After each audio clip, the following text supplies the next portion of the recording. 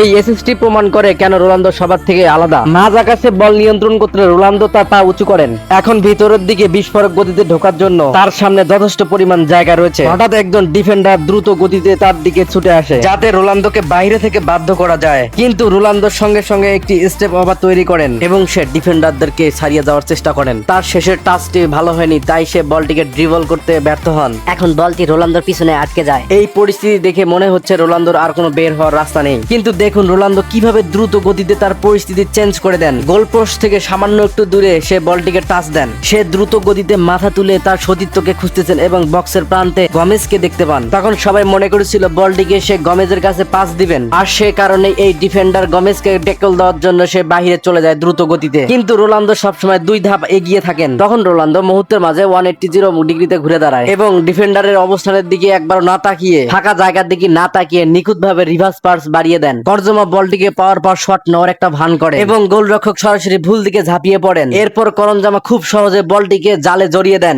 আপনি রোনালদো সত্যিকারের ফ্যান হয়ে থাকলে অবশ্যই চ্যানেলটিকে সাবস্ক্রাইব করে পাশে থাকবেন। ধন্যবাদ সবাইকে।